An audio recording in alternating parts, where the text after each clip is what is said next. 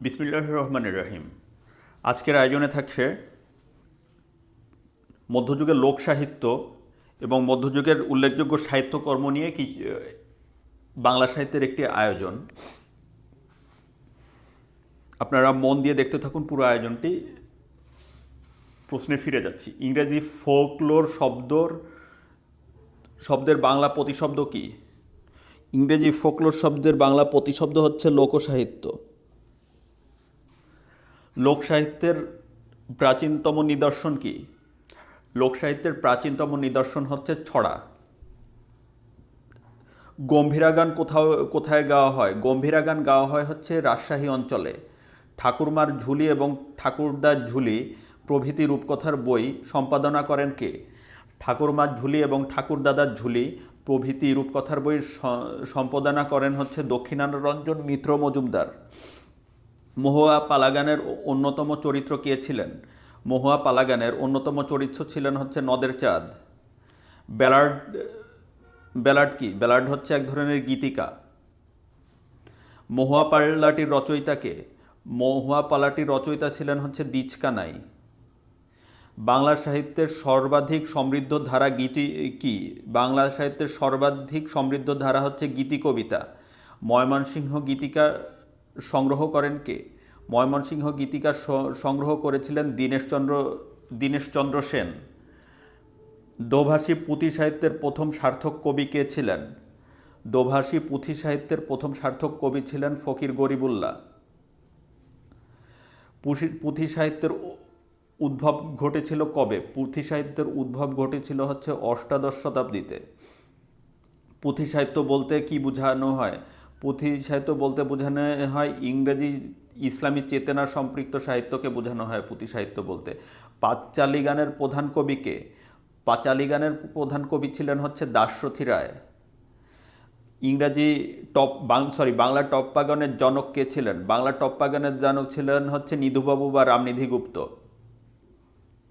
আধুনিক বাংলা গীতি কবিতার উৎস কি? আধুনিক বাংলা গীতি কবিতার উৎস হচ্ছে টপ্পা গান। কবিয়ালা এবং শায়েরের উদ্ভব ঘটে কবে?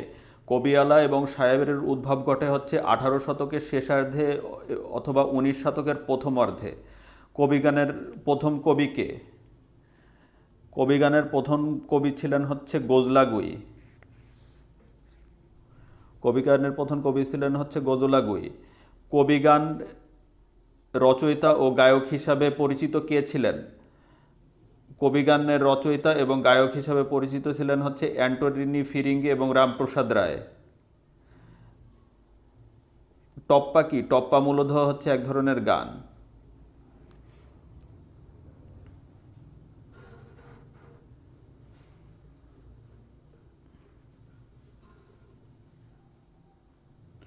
বাল্মীকির রামায়ণের প্রথম ও শ্রেষ্ঠ অনুবাদক কে ছিলেন?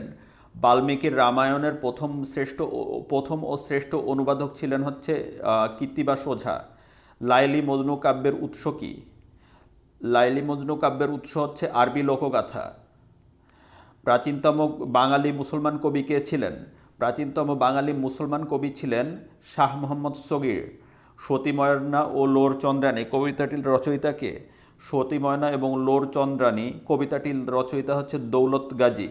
মধ্যযুগে বাংলা রোমান্টিক কাব্যধারার পথিকৃৎ কে ছিলেন? মধ্যযুগে বাংলা রোমান্টিক কাব্যধারার পথিকৃৎ ছিলেন হচ্ছে দৌলত গাজী। কবি আলাউল জন্মগ্রহণ করেন কোথায়? কবি আলাউল জন্মগ্রহণ করেন ফতেয়াবাদ পরগনা ফরিদপুরে। মতান্তরে চট্টগ্রাম জেলার হাটহাজারী উপজেলার জোররা গ্রামে। সোনাবাহান কাব্যগ্রন্থটির রচয়িতা কে ছিলেন? সোনাবাহান কাব্যগ্রন্থটির রচয়িতা ছিলেন শাহ মোহাম্মদ গরিবুল্লাহ। ভারতচন্দ্র রায়গুণাকার যে রাজসভার কবি ছিলেন? ভারতচন্দ্র রায়গুণাকার হচ্ছে কৃষ্ণনগর রাজসভার কবি ছিলেন। অন্নদামাঙ্গল কাব্য রচনা করেন কে? অন্নদামাঙ্গল কাব্য রচনা করেছিলেন হচ্ছে ভারতচন্দ্র। মনসামাঙ্গলের অন্যতম শ্রেষ্ঠ কবি কে ছিলেন? মনসামাঙ্গলের অন্যতম শ্রেষ্ঠ কবি ছিলেন হচ্ছে দ্বিজ বংশী দাস। ধন্যবাদ ভিউয়ার্স।